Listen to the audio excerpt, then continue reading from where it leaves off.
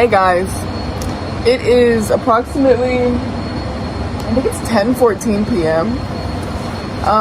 And I have had like a really emotional day. Kid you not, I've been like crying all day. Just like I think life has been hitting me, and I think that the message I'm trying to get out is we need to let go of the past versions of ourselves. And I'm seeing an analogy of the reason that we're stuck is because we keep putting out all of this positive energy, right? And then this old version of ourselves still has these negative mindsets that are keeping us in this negative energy. And then so we're stuck in the middle. It's like we go up, and then there's doubt and fear and frustration and all of these certain things that keep us stuck in the past, that keep pulling and tugging on our energy and not letting us just rise. But the truth is that like we just need to chill.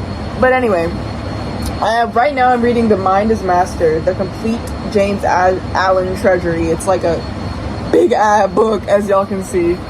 And I really just wanted to read these 2 pages to you guys because I feel like I've been crying over these 2 pages. But here we go. Okay.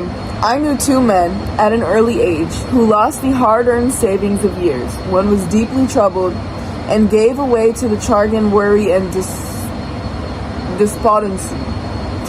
Savings of years. One was deeply troubled. Oh. Hold on. Of years. One was deeply troubled and the other on reading in his morning paper that the bank in which his money was deposited had hopelessly failed,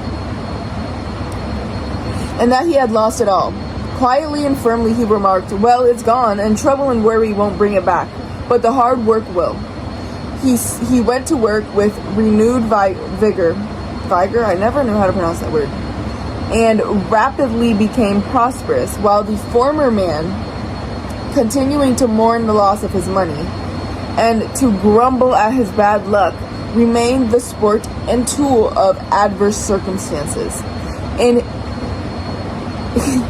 reality of his own weak and slavish thoughts, the loss of money was a curse to the one, because he had clothed in the event with dark and dreary thoughts.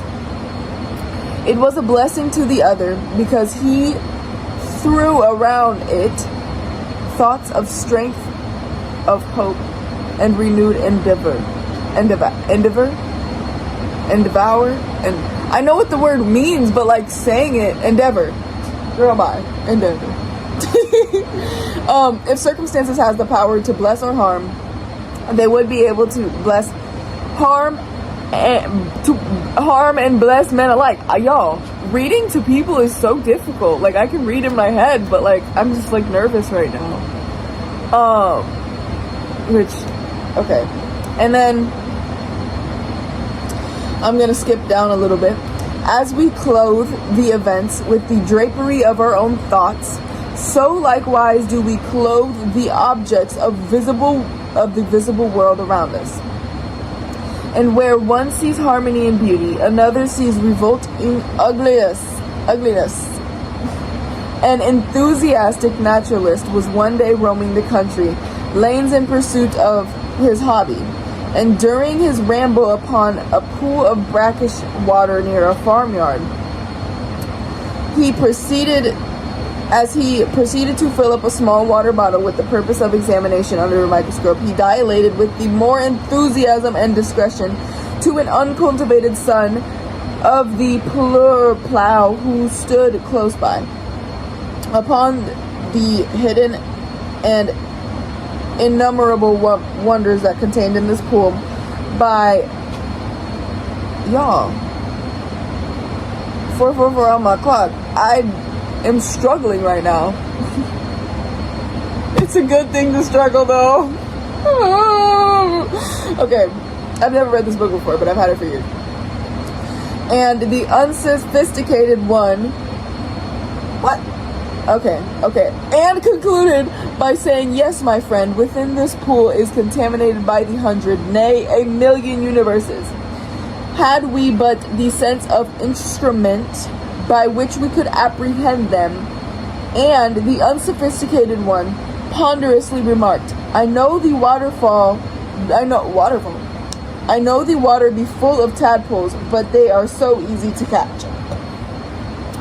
Where the naturalist, his mind stored with the knowledge of natural facts, he saw beauty, harmony, and hidden glory.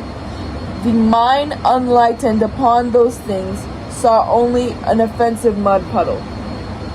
Okay, let me see where I was like, ooh, this is good, I gotta record. Alright. The wildflower, which the usual wayfarer thoughtlessly tramples upon his, to the spiritual eye of the poet, an angelic messenger from the invisible to many, the ocean is but a dreary expanse of water on which ships sail and are sometimes wrecked. To the soul of the musician it is a living thing, and he hears in all its changing moods divine harmonies. Where the ordinary mind seeks disaster and confusion, the mind of a philosopher sees the perfect sequence of cause and effect. And where the materialist sees nothing but endless death, the mystic sees pulsating eternal life. As we clothe both events and objects with our own thoughts, so likewise we clothe the souls of others in garments of our thoughts. The suspicious believe everybody to be suspicious. The liar feels secure in the thought that he is not so foolish as to believe that there is a phenomenon as a strictly truthful person. The envious sees envy in every soul. The miser thinks everybody is eager to get money. He who has subordinated conscience in making his wealth sleeps with a revolver under his pillow, wrapped in the delusion that the world is full of conscienceless people who are eager to rob him, and the abandoned sensualist who looks upon the saint as a hypocrite. On the other hand, those who dwell in loving thoughts see that in which calls forth their love, sympathy, and the trusting and honest are not troubled by the suspicious, but the good-natured and charitable who rejoice at the good fortunes of others. Scarcely know what envy means, and he who has realized who will rejoice at the good fortune of others. Oh my gosh, I just read the same thing over again. Y'all see, I'm not the only one who struggles. Like, being able to read this and consciously take it in is something that I've never been able to do before. But I want to finish. Who has realized the divine within himself, recognize it in all beings, even the beasts. And men and women are confirmed in their mental outlook because the fact that they knew the law of cause and effect. They attract themselves, which they send forth, and so in contact with people similar to themselves. The old age birds of a feather flock together has a deeper significance than is generally attached to it. For in the thought world as in the world of matter, each clings to its kind. Do you wish to be kindness? Do you wish for kindness? Be kind. Do you wish for truth? Be true. What you give yourself, you find. Your world is a reflex of you. Should I read the rest of the universe? I should. If you are one of those who are praying for and looking forward to a happier world beyond the grave, here is a message of gladness for you. You may enter into and realize that happy world now. That is literally what it says. Okay, yeah, no, that makes sense.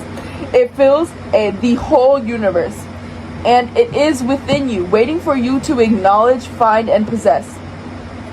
Said the one who knew the inner laws of being, when men shall say, lo here or lo there, Go not after them. The kingdom of God is within you. What you have to do is to believe this. Simply believe it.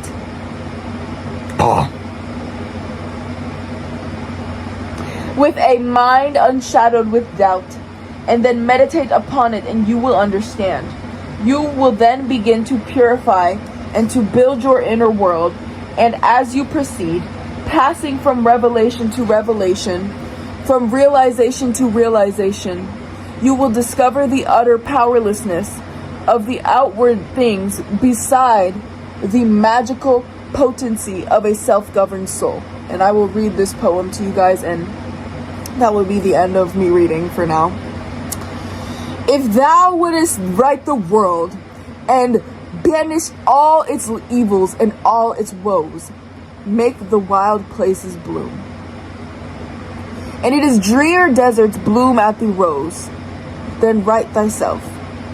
If thou wouldest turn the world from its long lone captivity and sin, restore all its broken hearts, slay grief, and let sweet condensation in, turn thou thyself. If thou wouldest cure the world of its long sickness, end its grief and pain, bring in all healing joy, and give to the afflicted rest again, then cure thyself. If thou wouldest make the world out of its dream of death and darkening strife, bring it love and peace. And thou, and light, and light, and the brightness of immortal life, wake thou thyself. With my the Emperor tarot card bookmark. Maybe this will be a thing of like we just read books together, because y'all, how many pages does this have? Why is it wet at the bottom? I think I was reading this at the pool one day. 866. But yeah, I don't know. I think that with the eclipse ending and just like things that are gonna happen, especially with the collective, like if you're a part of my collective, we're all aligned and we're all experiencing the same frequency of things, just different physical manifestations. And so I think that we're all having to like let go of this old version of ourselves, because I think for a moment a couple of us like I think we all let these things like creep in, like old habits, old ways of being, old ways of thinking. And although it may not be like super negative about the world, it's still like small little things that keep you attached to that past version of yourself. And as much as I want to like sit here and say I'm perfect, I really don't. And I'm really not perfect. And I think that a lot of us set these standards on ourselves, especially like people who claim to be spiritual prophets and chosen ones. I think the chosen ones, we have so much pressure. Well, we put this pressure on ourselves to be perfect and to not feel down. Because I think like the common goal is to just be happy. And everybody's like, oh, just be happy, be peaceful, be grateful. And really like that is near impossible. And the idea that it's impossible is a self-limiting doubt. But like, as well as we're all on our own paths. For me, especially if you're neurodivergent, sometimes, especially if we're women, your body does not allow you to. As much as like I wish, you know what, maybe we'll just change our mind and say, yes, it's possible for us to be on our menstrual cycle and be happy at the same time. But as well as like, if you are someone with irregular periods, it's more difficult for you to adjust to that hormone change, because it is a thing, right? It is a thing. We're not going to sit here and say it's not, because that would be ignorance, which was what we talked about on the first page. We didn't talk about it, but I read it. I think you guys should read the book. Anyway, what did I say?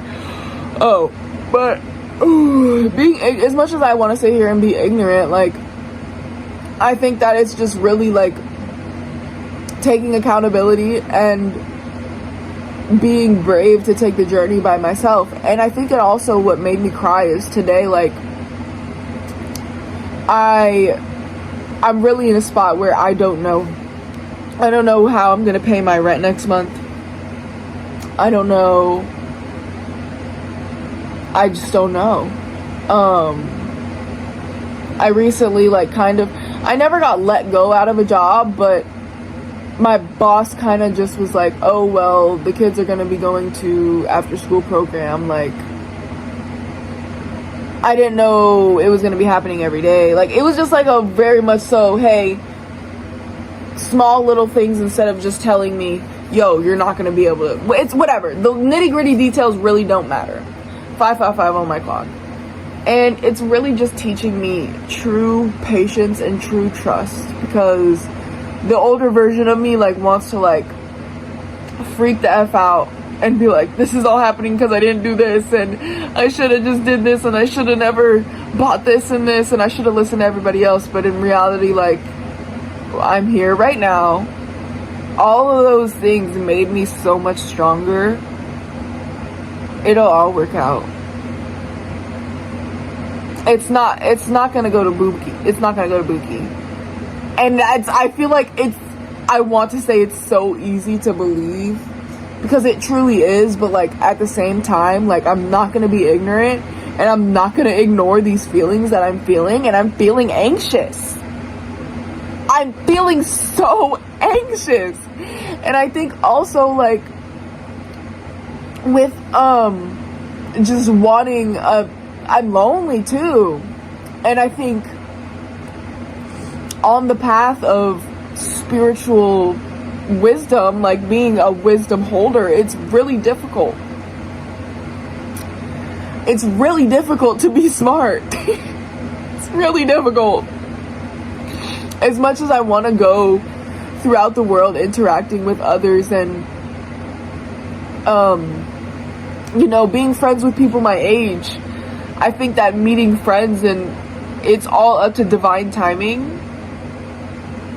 And it's been so difficult for me to understand that, because I truly just, like, I think I blame it on myself sometimes for being too harsh on other people when they don't come up to my standards, when it's really just like, a lot of people are, like, ignorant. Like, they find joy and bliss in their ignorance, and I'm not one to do that. I can't ignore the simple facts of life, which in hindsight has caused me to be lonely and depressed, but I am very much so comfortable in my own energy.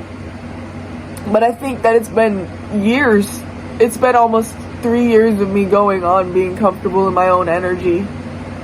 I graduated in 2023, and after that I just decided that I was going to go on the dark night of the soul journey, and I was going to be a hermit, as I am sure many of us have done. And I decided that having these people that I would partake in substances and go to parties with were not a part of my highest timeline. Like, God literally gave me the download and channeled to me, like, girl, you need to let these people go. And so that's what I did. I had went through a toxic relationship in these past 3 years. Like, I've of course, like, talked to people, but I haven't had a true connection where, like, I felt so comfortable with the person and I could just call them up and, we could hang out. Or I could call them up and, like, I could actually, like, go see them and spend quality time without feeling like there has to be something. Friendship and relationships and connections without expectation is a blessing. And it's something a lot of people don't see, and I think that I took that for granted as well. But as someone who sees the wisdom in everything, I truly believe that if I wouldn't have been so graceful with myself to have true faith and trust in God, that I would eventually find my soul partners again. and I could let these people go that served a purpose in my life at that time and who I felt were being beneficial to my future, I could let them go in hopes of that. I definitely learned how to be grateful for people and how to accept people for their flaws. And my mom used to always tell me, Tori, like, these are good people. You just gotta know that not everybody thinks the way you do. And I haven't thought about her saying that for so long, but I was just like, I think I pushed it to the side for so long. For a really long time. Because I was like, no, like, I don't expect people to think like me. And I've met a couple people that I actually met someone with the exact same birth chart as me. We were born like 6 hours apart. 8 hours apart or something. I've been meeting people who think like me, who talk like me, who act like me. And it's not like necessarily like a destiny swap thing. It's like, it could be also. But I learned I don't find amusement, I don't find any depth within those relationships with people who are so similar to me in those aspects. Like, of course I want Pimmel, what? Of course I want people with similar, like, morals and values. But I want people with fun facts that I've never heard or never even thought of to think of. I want people on a totally different chapter in the same book as me. You see what I'm saying? I want somebody in the same, I want the same author, right? Like, okay, I'm literally thinking of the fairy books that we would get in elementary school. They all looked the same, but they were all different fairies with all different stories, all different books. I want that.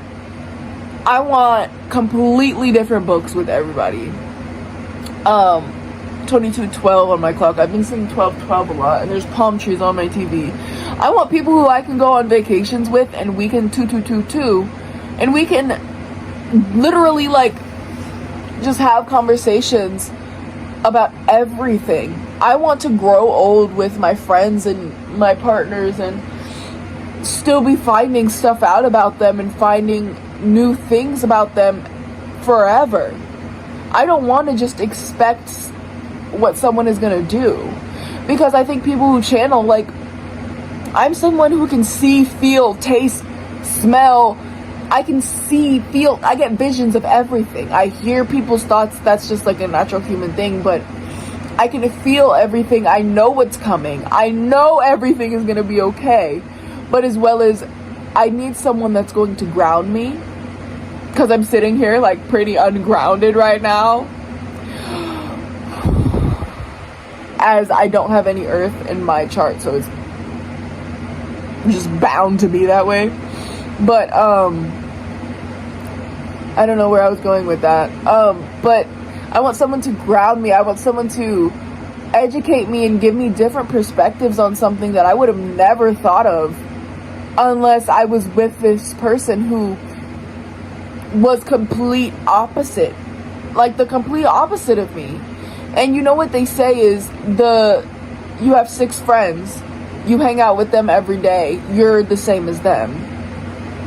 And, you know, as much as I want to, like, I see everybody my age, like, guys, I'm 20 years old, having these fun relationships and going outside and partying, and I've already experienced all of that.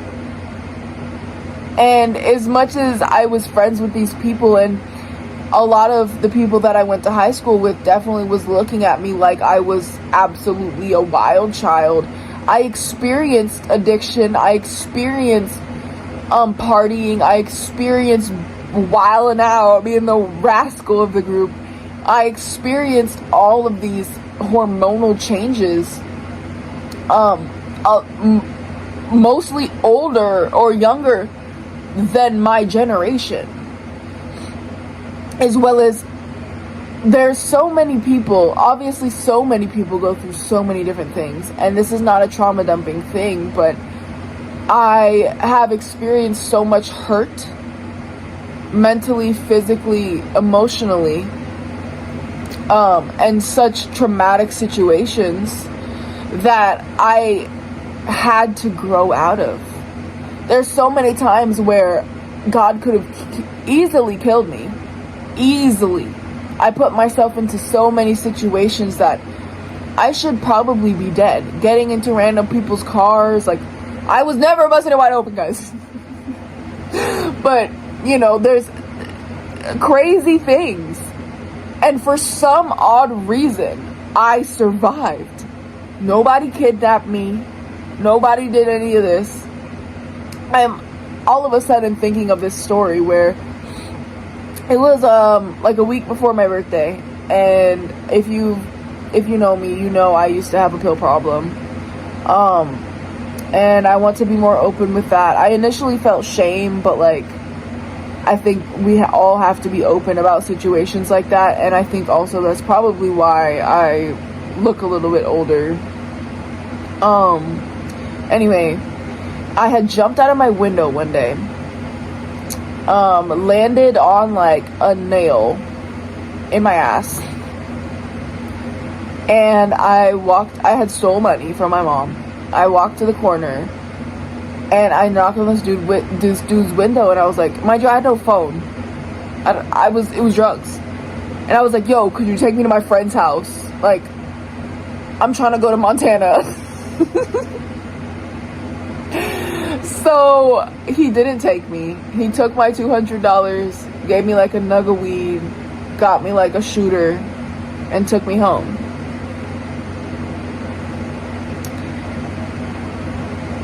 Bro stole my money, but he could have raped me. He could have killed me. And what's so crazy, I guess bro was a plug, and he had like was dropping off an order, and the place of the order was like across the street from my dad's house, and I was like, are you taking me to my dad? Do you know my dad? He was like, no. I don't know. But I pushed that so far down that like I was so ashamed of that for so long. But just so many things that the past version of myself did, and I was so ashamed about, and now like there's probably so many people that are the same age as me that are happening, these things are happening to them right now. Like, not obviously not the exact same experience, but so many similar things are happening to people that I hear about. And I'm just like, damn. Like, I'm really like 40 years old. And then I get along with a lot of older people, and it's just I'm lonely. I'm lonely. And I'm happy to say that I want to let people in. I also want people to be perfect, because I don't want to feel that pain again. I only want me to have emotions, unless I can coddle them.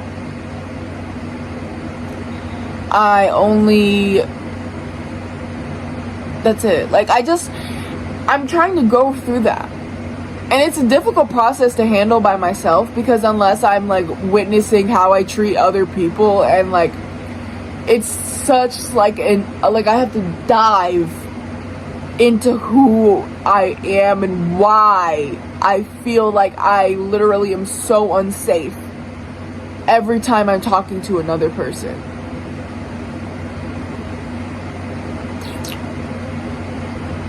Like, I kid you not, guys. Like, it's... And I know, like, if you're still here, comment a dolphin emoji.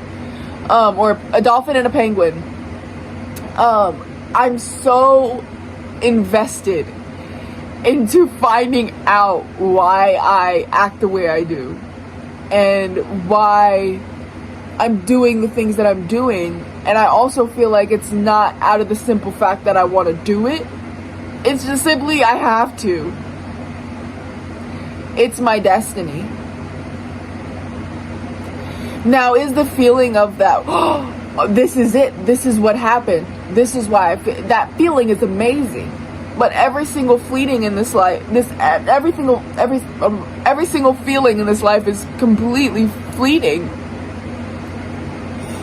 It'll come back, but I grip onto the, the good feelings, and then I grip onto the oxytocin, knowing that it's not gonna stay here forever. And then when it leaves, I'm just like, well, fuck, what did I do? I'm just like, what did I do? Knowing that, like, ugh, I'm such like a child when it comes to living on this earth, like, and having these emotions. Because for so long I numbed them with like drugs and stuff that like I could just easily pick up like a joint and be like, yo, this is cool. I'm like barely awake. I also smoked yesterday, but that was my friend. And I don't regret that, because now look at me, I'm acknowledging these parts of myself that I didn't want to see. But now I see 111 on my clock. Yeah. I'm so proud of my younger self, because truly the way that people treated me in the past was never my fault. Like, I'm just different. My glasses definitely make my eyes look smaller, guys. I'm just a different type of girl. My lips are crispy. I don't know how long this is I did not expect to film tonight. I wanted to, but like, I was just not feeling up to it. I've been feeling really tired. Look at those orbs. And as well as like, I also feel like I have this inherent fear of self-sabotage.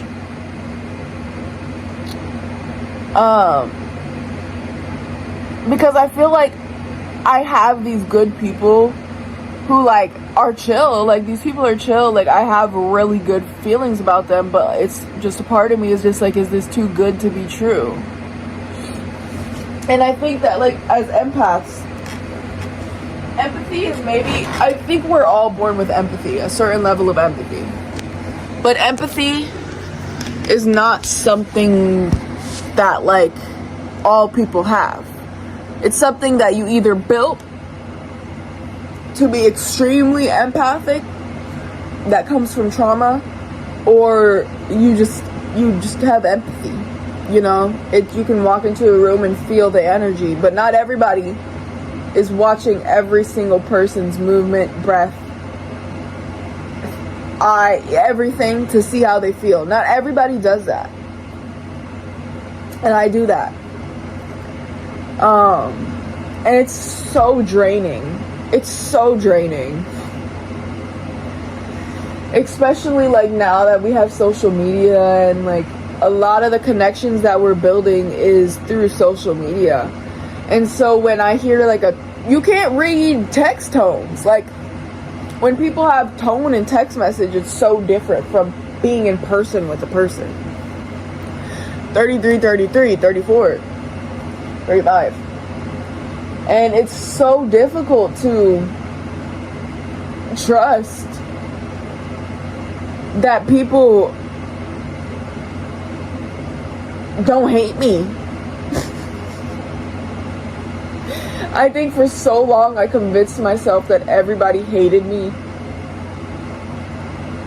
And I know a lot of you have gone through this as well. Because as I'm like, when I say me, I'm sharing this experience, but I know it'll help somebody to not feel alone. And I honor you if you would be able to share your experience through the comments. But I think that I've convinced myself that everyone hates me. And in reality, they probably don't. Like, I don't know how people feel.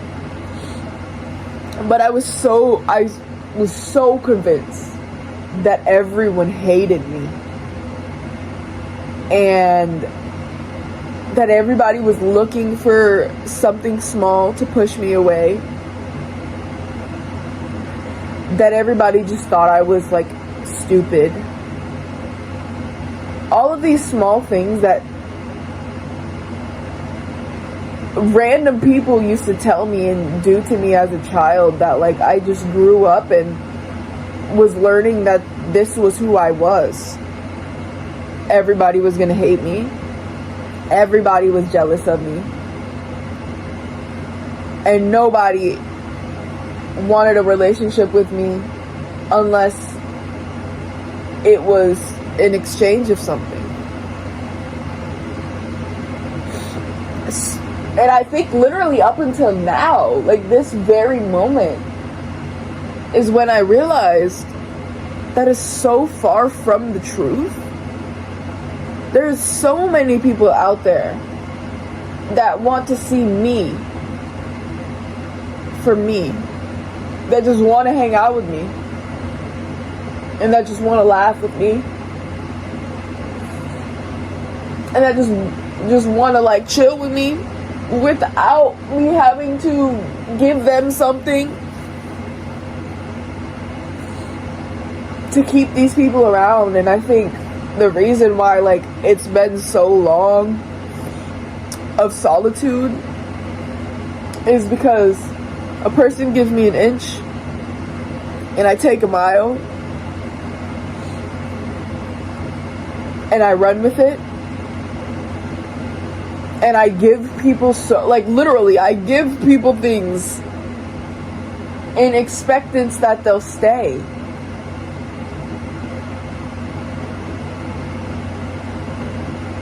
When everybody has free will, like, if anything, I think these people just get pushed away further.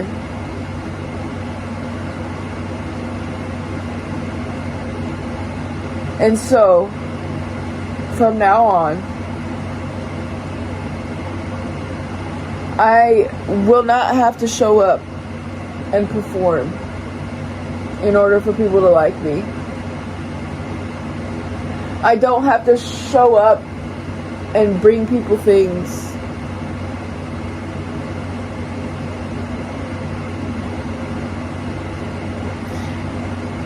I don't have to do all of these things. I just want to witness to my life. I just want to witness other people's lives.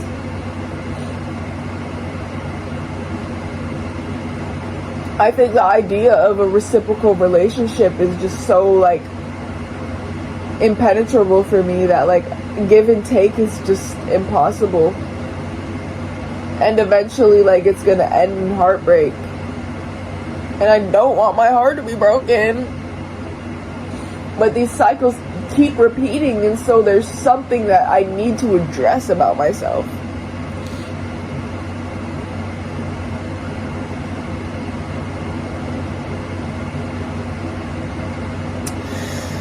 Everybody tells me, go to a therapist, Tori. Tori, do you have a therapist? No! You think I'm gonna listen to these people? Absolutely not. The fuck? I'm so hard-headed, I'm so bullheaded unless I come up with the idea and I realize that I'm not gonna fully acknowledge it. Smokey is knocked over here, guys. Look at him. Look at that baby. Look at that baby. Look at that baby. I think really, like, that might be it. Wow. Healing is never done. Healing is a spiral. My ears are ringing. 10-10 is what I just heard. 10-10-10. Dress to impress. Maybe I'll play Dress to Impress tomorrow. I don't know. I'm really tweaking right now, though.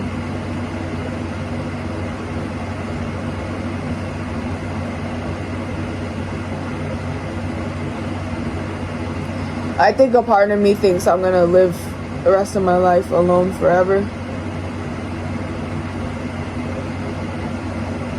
Which is true. nobody ever is gonna be joint with me, you understand? Like, unless I had a child.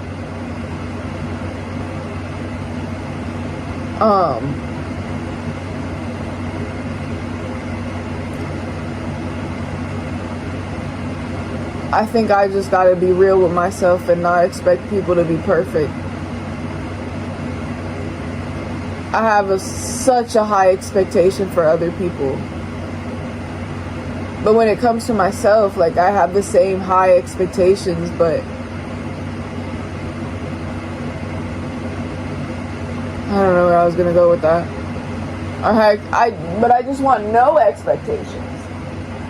I can't expect anything. I just gotta live.